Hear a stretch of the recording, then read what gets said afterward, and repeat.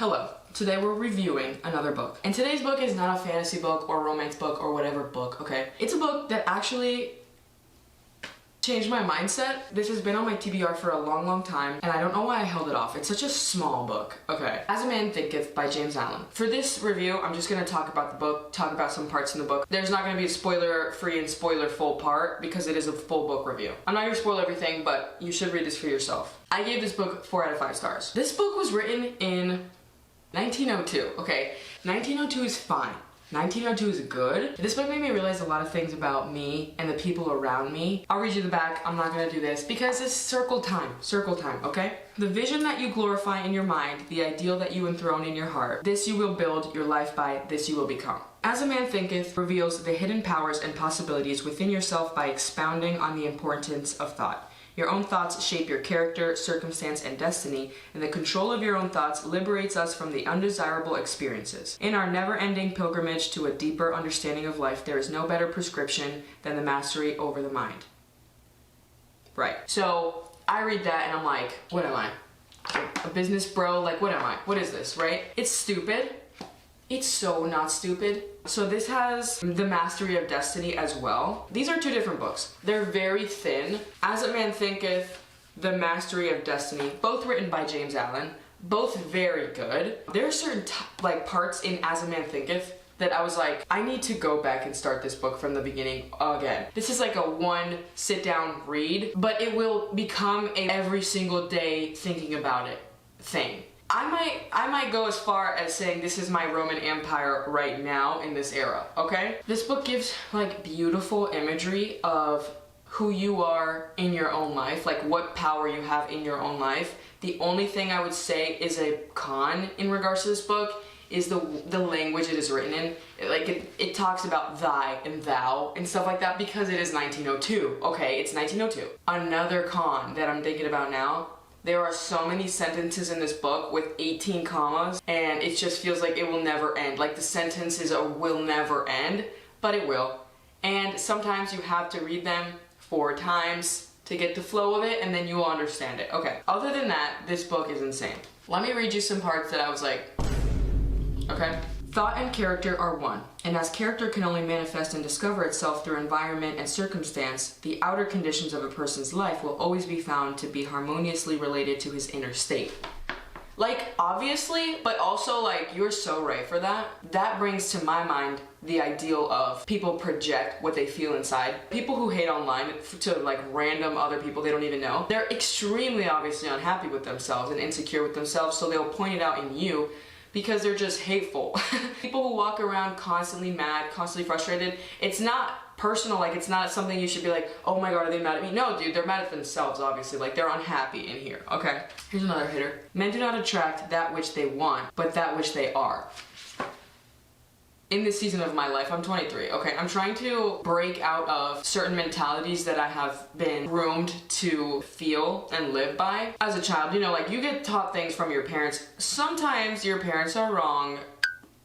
Let's be honest, not everyone's fit to be a parent, and if those people did not have kids, society would be blooming. You know what I'm saying? I'm trying to kind of break out of bad thinking habits. This book helped me because it showed me the cause and effect of how things flow when you understand that your thoughts become your reality. And I guess this kind of goes hand in hand with manifestation, because I've heard about manifestations for the past 2 years, you know, like write down your manifestations, say them in the mirror every morning, like all that stuff. It cringes me out. It does, it cringes me out. But in this book, it kind of explains it as like a physical, obvious thing where it's like, what you think will become you, and what you are will become everything around you. Like your setting, where you end up, what you do every day, who you're with every day. And I feel like that's really true. They say that you're the sum of the 3 people that you're around the most. This book kind of just bringing to mind all those little things that you hear all the time, but you're like, okay, yeah. Okay, I'm starting to feel the weight of that and kind of try and trim areas of my life that I know are not allowing me to grow, not allowing me to feel joy constantly, not allowing me to live a fruitful, healthy life. This book kind of put the nail in the coffin for me where I'm like, yeah, you know what?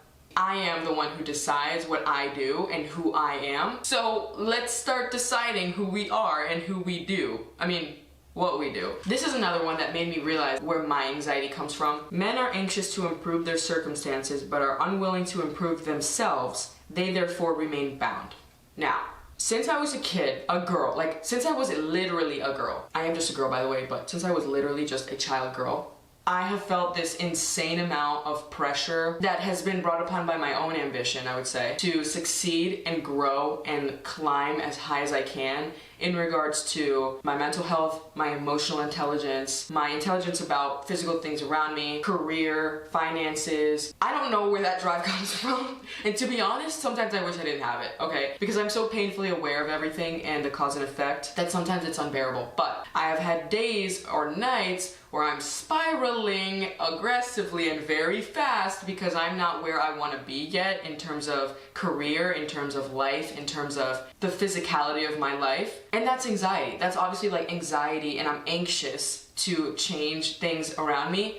I'm 23 now. I just bought a house. It's time to kind of start booming in a way because I have sown all this stuff into my life from past years. It's time to cultivate it. Now, this book does go into explaining what you plant is the fruit you'll get back. So, in this area of my life, I need to start planting for future me, for future Oriana. Right now, I'm reaping the fruit of what I planted like a year, 2, 3, 4, 5 years ago. So I'm trying to be very mindful of what I'm planting now. This part I really liked. The man who does not shrink from self-crucifixion can never fail to accomplish the object upon which his heart is set. It's also interesting how radically this author thought about things in terms of suffering through life. So right here he says, suffering is always the effect of wrong thought in some direction. That I had to sit with for a long time and think about that, because I don't know if I fully believe that, but a lot of suffering I think does come from wrong direction in thought. This book also goes in to talk about that you bring your own blessings and you bring your own suffering to your own life. And that's an interesting thought, because one thing about me, I'm a control freak.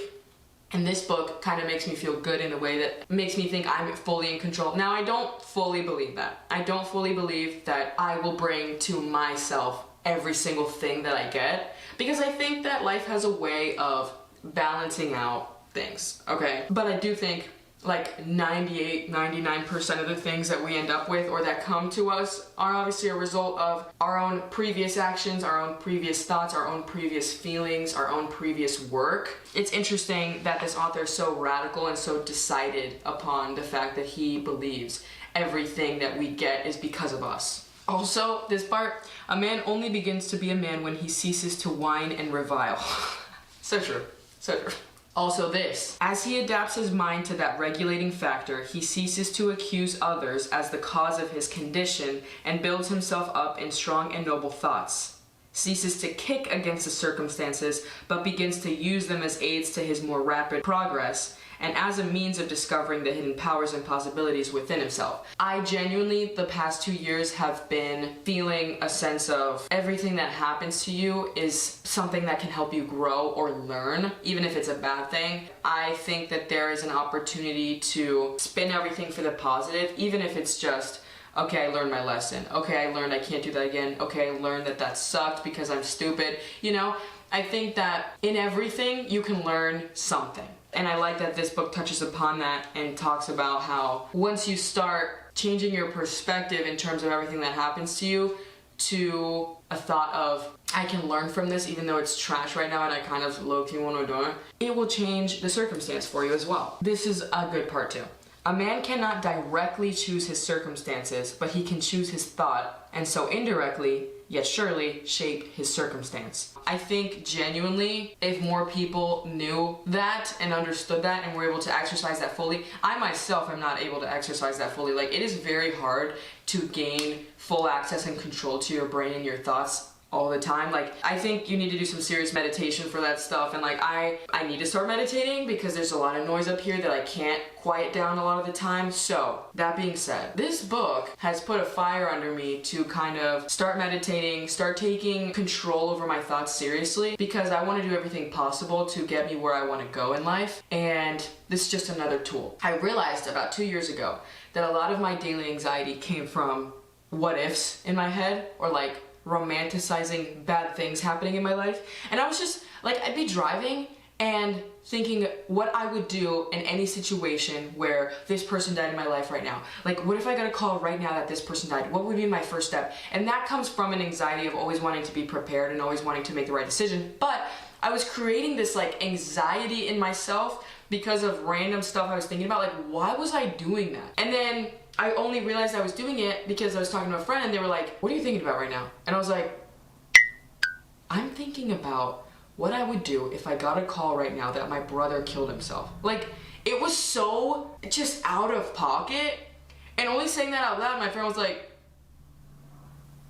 and then I was like, so that was the first time that I realized I do that constantly. So ever since then, I have finally gotten to a point where when my mind is not immediately occupied, I am finally not doing that anymore. Like, I haven't done it for a while. My anxiety levels have plummeted, literally plummeted throughout my day-to-day. Obviously, I feel anxiety and anxious about certain things. So I am working on, when my brain is not actively occupied, instead of letting it float off and thinking about things I have to do, money I have to spend, you know, my endless to-do list now. Lately, I've been thinking just about things I'm grateful for. So practicing that while I'm driving, while I'm just blank-minded, while I'm working out, if I ever start thinking about random stuff, no.